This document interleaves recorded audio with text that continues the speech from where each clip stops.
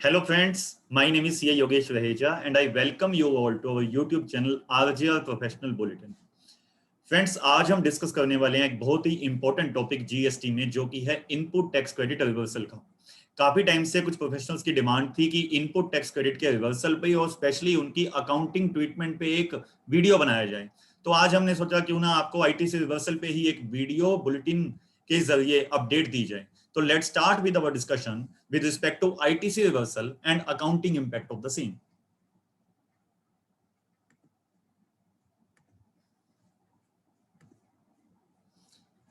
Topic by topic हमने ये presentation बनाई है कि आईटीसी रिवर्सल का बेसिस क्या होगा, उससे रिलेटेड लीगल प्रोविजन क्या है और अकाउंटिंग एंट्री क्या हो गई। तो first of all, inventory return of. क्या हम इन्वेंटरी को अगर राइट ऑफ करते हैं, जैसे कि हमने फिजिकल वेरिफिकेशन की और हमें कुछ डिफरेंस मिला, या कुछ इन्वेंटरी स्टोलन हो गई या डिस्ट्रॉयड हो गई, तो क्या हमें आईटीसी का रिवर्सल करना पड़ेगा? Section 17 subsection 5 provides that no ITC can be availed for goods written off। अगर कोई गुड्स राइट ऑफ किए जाते हैं तो उस पे आपको कोई भी आईटीसी नहीं लेना है, इट मींस रिवर्सल करना पड़ेगा। Note that there is no need to reverse ITC in case any inventory is sold as scrap even at less than cost price। हम स्क्रैप में बेची हुई इन्वेंटरी की बात नहीं कर रहे, ऐसी इन्वेंटरी जो आपने राइट ऑफ कर दी और डिस्ट्रॉय कर दी, ऐसी इन्वेंटरी से रिलेटेड आईटीसी आपको रिवर्स करना पड़ेगा।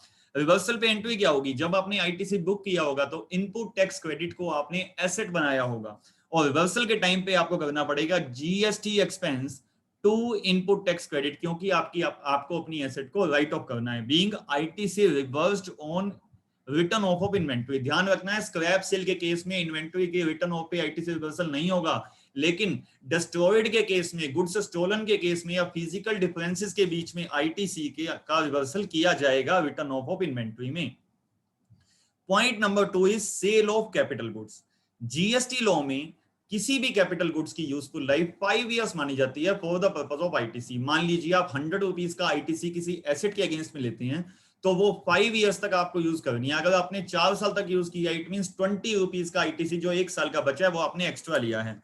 तो सेक्शन 18(6) हमें सेल ऑफ कैपिटल गुड्स के बारे में बताता है that on sale of capital goods before using it for 5 years. अगर 5 साल से ज्यादा के लिए आपने किसी कैपिटल गुड्स को यूज कर लिया तो 100% आईटीसी आपको अलाउड था। लेकिन अगर आपने 5 साल से कम के लिए किसी एसेट को यूज करके बेच दिया कैपिटल गुड्स को, तो जीएसटी पे किया जाएगा हायर ऑफ इन दोनों में से जो मैक्सिमम है।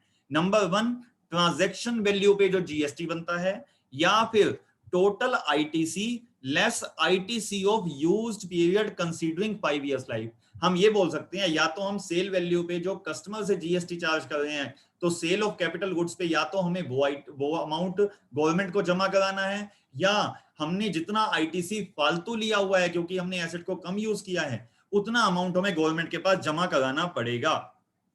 तो जीएसटी लॉ, जैसा कि हमने बात की, 5 इयर्स की लाइफ बताता है सभी कैपिटल गुड्स के बारे में। आईटीसी का रिवर्सल सिर्फ तभी होगा जब हमने 5 साल से कम के लिए एसेट को यूज किया होगा। अगर 5 साल से ज्यादा के लिए किया है तो हम उसका आईटीसी रिवर्सल नहीं करेंगे। एक एग्जांपल के थ्रू देखते हैं, उसी एग्जांपल की ही हम अकाउंटिंग एंट्री की बात करेंगे।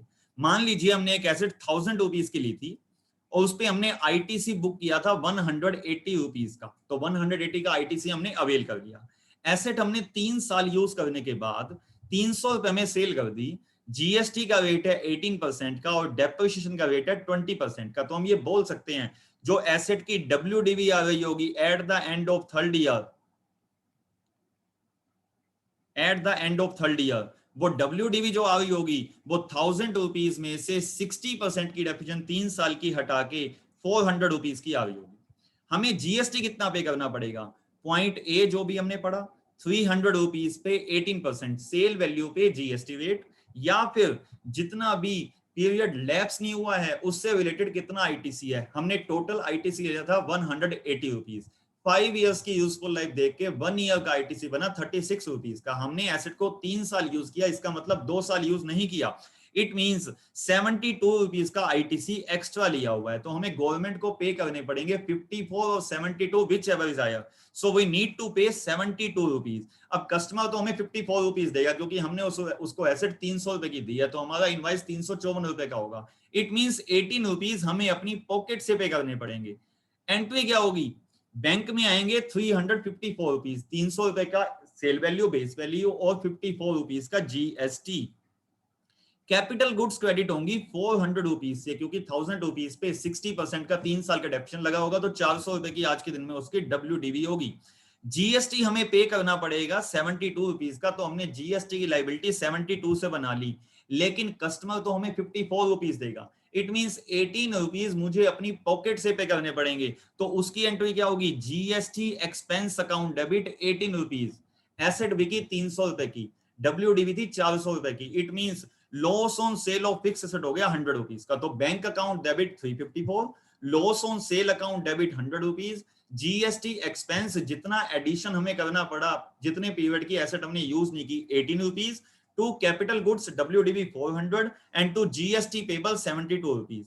सो जीएसटी पेबल में एक तो सेल पे कस्टमर ने जो हमें 54 रुपीज दिए, हमने गवर्नमेंट को वो दे दिए, और जितना आईटीसी एक्स्ट्रा क्लेम किया हुआ था वो भी हमने गवर्नमेंट को वापसी जमा करा दिया और उसको जीएसटी एक्सपेंस में बुक कर दिया।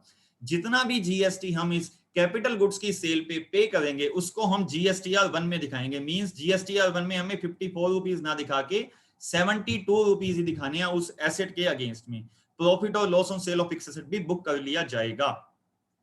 होप आपको ये प्रोविजन समझ आया होगा। आप जब ऑडिट करते हैं तो स्पेशली देखिए कोई एसेट क्या 5 साल से पहले बेची गई है, उसका आईटी से रिवर्स किया गया है। नेक्स्ट पॉइंट है वेंडर ओवरड्यू का। अगर हम किसी वेंडर को 180 डेज में इनवॉइस डेट के पेमेंट नहीं देते हैं, उस केस में जितना आईटीसी हमने उस वेंडर के बिल के अगेंस्ट में लिया है हमें वो रिवर्स करना पड़ेगा। तो क्या वो क्रेडिट हमें कभी नहीं मिलेगा? मिलेगा, जब हम वेंडर को पेमेंट दे देंगे। इट मींस वो हमारा एक्सपेंस तो नहीं होगा, लेकिन एसेट की अवेलमेंट की डेफरमेंट हो जाएगी।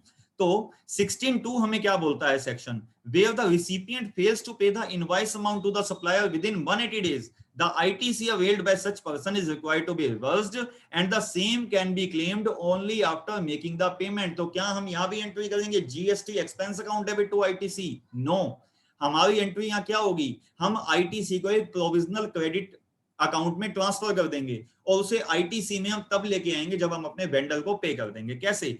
जैसे हमें पता लगेगा कि 180 डेज से ओवर ड्यू जितने वेंडर्स हैं उनसे रिलेटेड हम जितना आईटीसी बनेगा उसकी एंट्री पास करेंगे provisional ITC account debit to ITC. So provisional ITC ledger will be a separate ITC ledger in which the ITC which can be claimed in future shall be transferred।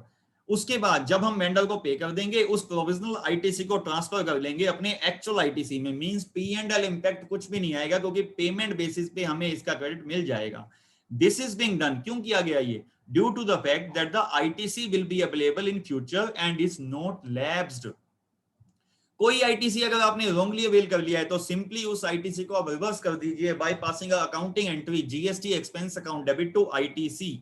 Next topic is also very important, ITC reversal in case of common credit. अगर आप exempt as well as taxable supplies दोनों में deal करते हैं और आपकी कोई common credit आता है जैसे कि ऑडिट फीस का, इंटरनल ऑडिट फीस का, सर्टिफिकेशन चार्जेस का, सो उस आईटीसी का आपको प्रोपोर्शनेट आईटीसी मिलता है जितना आपकी टैक्सेबल सप्लाई से रिलेटेड होता है। तो section 18 read with rule 42 provide that during each tax period, हर महीने या हर क्वार्टर जब भी आपको रिटर्न फाइल करनी होती है, proportionate ITC in relation to common credit needs to be reversed in GSTR 3B calculated as under।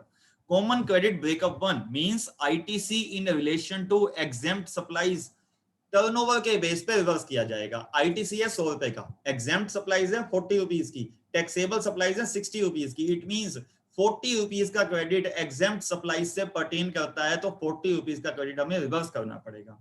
Common credit breakup 2 जो आईटीसी नॉन बिजनेस पर्पस के लिए यूज किया गया।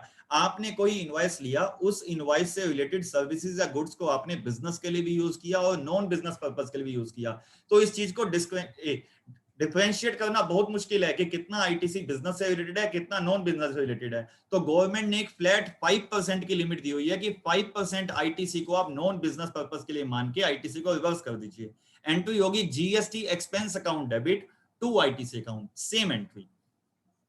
अब कैसा लगा ये आप लाइक करके कमेंट करके हमें जरूर बताइए और रेगुलर अपडेट्स लेने के लिए इस चैनल को सब्सक्राइब कीजिए। Thank you so much.